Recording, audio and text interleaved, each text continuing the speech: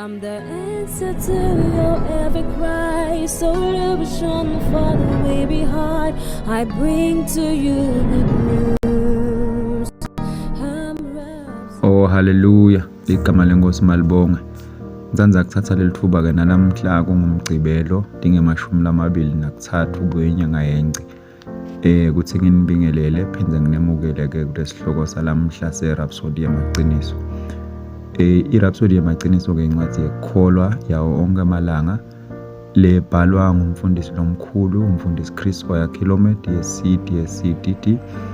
Lamhla ke umfundisi usipasihloko uthi lokusikhiya kucecesha umoya wemuntu. Umbhalo wekuvula wona siwuthola encwadini yaTimothy wekuqala sahluko sesine livesi lesiphohlongo kufunzeka kanje. Ngoba kwelula umtimba kunenzuzo yesikhashana, kodwa kusaba uNkulunkulu kunenzuzo etintweni tonke. Ngoba sekunesethembiso salokuphila lokungekho nyalo nesaloko lokuseda ligama lenkosi malibonga. Uthi ke umfundisi nakacala afundzisa kukhona into leyatiwa ngekuthi i-deja vu. Lokhu ke ngumuva noma umcondvo noma ke kucaphela kwekuthi into liyendekako seyike yeviwa noma yabonwa ngasemuva.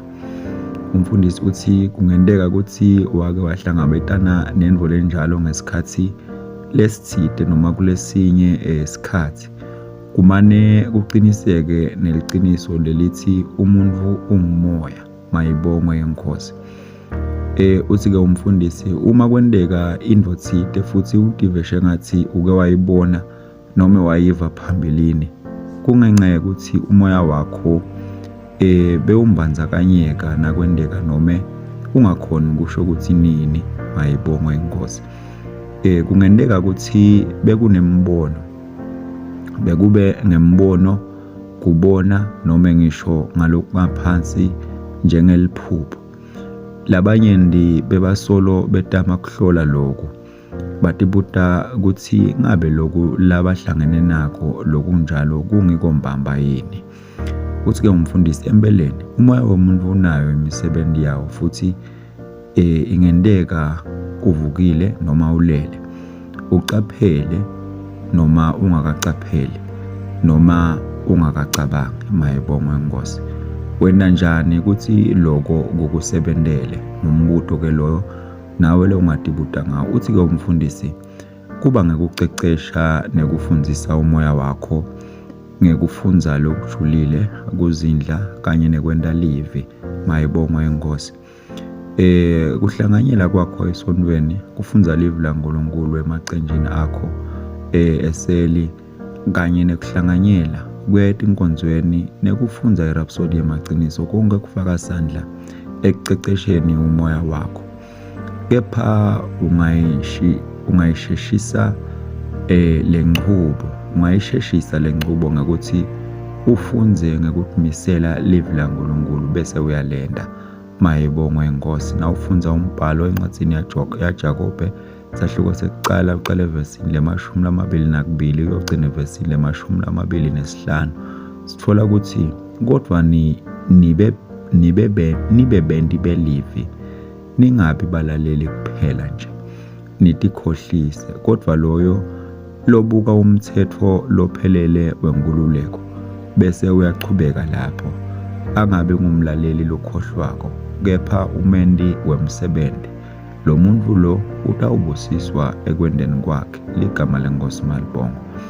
Usenda ngekwelivi umoya wakho uyaceceshwa, kuconza kwakho kuyalolwa futhi uhambisana kakhulu nemaqiniso akamoya ligama lenkosi malibonga.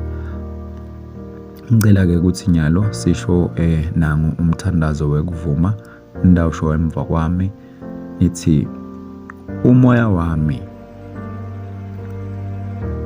uhambisana nemaqiniso akamoya, ukhanyiselwa livi laNkulunkulu. Ngiyakhula ngenhlakanipho futhi ngihamba ngekucaphela lokwengetiwe kwakamoya. Ngiyakwala kukhawulwa kucabanga kwebantu ngoba ngisebenza ngemcondo kaKristu. Ngiyabonga Baba losezulwini ngekukhanya kwelivi lakho empilweni yami. Egameni laJesu, amen. Namhla-ke nawuchubeka nesifundo utawufunda incwadi yabaseKorinte bekucala sahluko sesibili ufundzele ivesi le-12 ugcine evesini le-14 bese ufundza incwadi yaJoshua sahluko sekucala ivesi le-8 kanye nencwadi yaJakobe sahluko sekucala ivesi le-22 uyogcina evesini le-25. Nawusebenzisa lihlelo-ke lekufundza libhayibheli ngeminyaka munye utawufundza incwadi yabaseKorinte bekucala sahluko sesi-8 bese kuba incwadi yetihlabelelo sahluko se-120 uyogcina esahlukweni se-127.